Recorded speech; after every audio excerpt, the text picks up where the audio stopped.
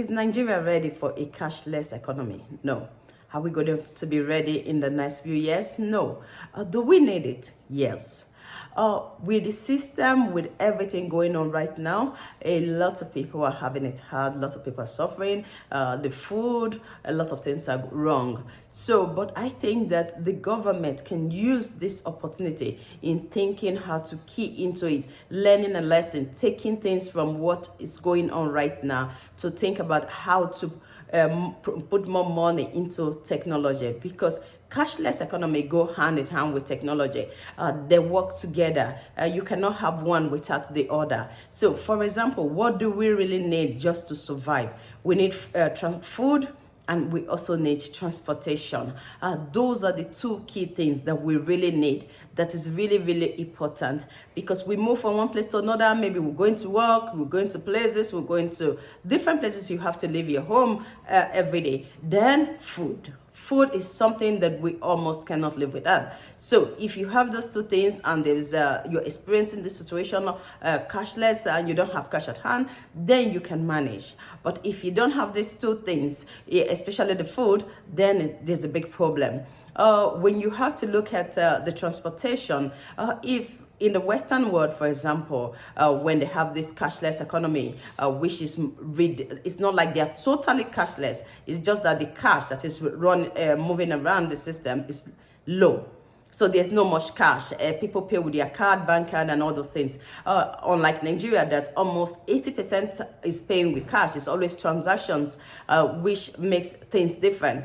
So if you look into the transportation sector, for example, if everything was like the way they have it in Europe, where technology plays a big part of the system. For example, if the buses that people are taking have a bus station where they have POS, you can just pay with your card, and you buy your ticket. Maybe you're buying your ticket for a week or a month. Then you can move from one place to another. You don't even need cash because you already paid for it with your bank card. And for example, the food, you have places that do sell food, like provision or any foodstuff you want to buy, they have it in bulk. Then you can easily just collect different things and you pay with your card and you're done. So you have those two things because that is what you really need in order to survive before other things. So if those things were there, which those things are still technology. Well, why are we saying technology? Because you have the payment system. The payment system is one technology that a lot of countries cannot do without,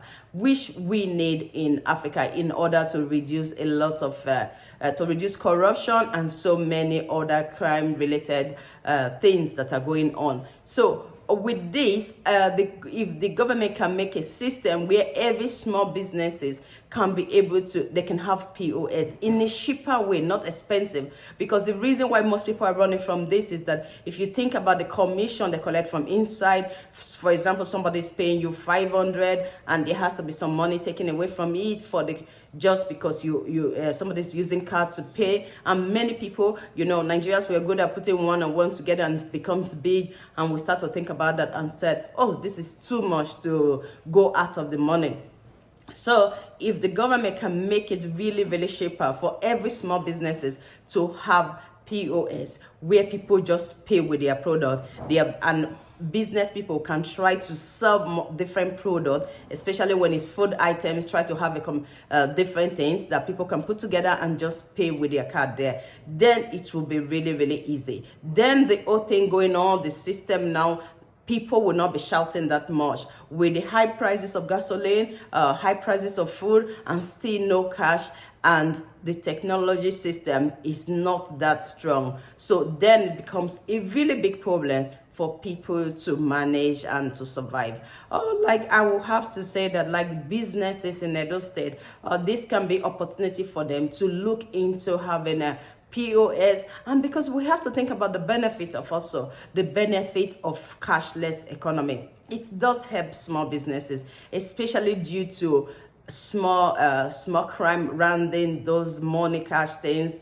You cannot see people paying directly to your account, which you can see the money. If you have a sales girl, sales boy, the part of stealing and everything will reduce, and that can help. It can boost up your business a bit. So that can be wise that somebody should, small businesses should try to see how they can have the payment system, and you have the internet that is not stable. So there's a lot of challenges that is associated with this. I really hope that people can manage, and the government can look into it, and also look at the ways that they can tap into the technology system to see how it can benefit people, because I think that they are also trying to see how will the economy look cashless. And maybe people are good at adjusting, but this can be very, very difficult for people to adjust because the resources, the things that they should have been using is not also there. So you have a situation where you have money in the bank,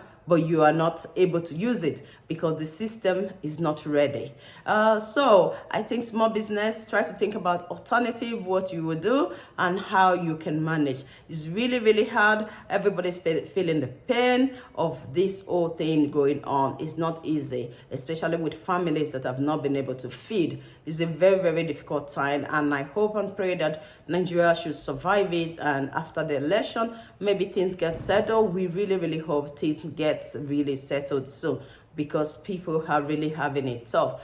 But when we look at it, in every society, in all over the world, when things are changing, there's always pains. So we hope that these pains give us joy during the election period, during the election season, and we should be able to happy and just forget all the sadness that has, all these things that has taken place for now. So we pray and hope that this election brings us joy, that this changes. There should be things should be different soon, and people can live their life. It's not like things are so okay and perfect before, but now it's just become worse. So we really hope and pray that things get better. Thank you. Please help us share our video. Thanks to everyone that is following us on Facebook and YouTube. Thank you very much to the people commenting. And please don't forget, our event next week is Stand Up for Queen Eden exhibition. Please be there from 2 p.m. We really want people to come and just show their love. And it's a really, really difficult time, but we've already given out the invitation. It's not something we can hold back, but we just have to move on. Thank you, everyone.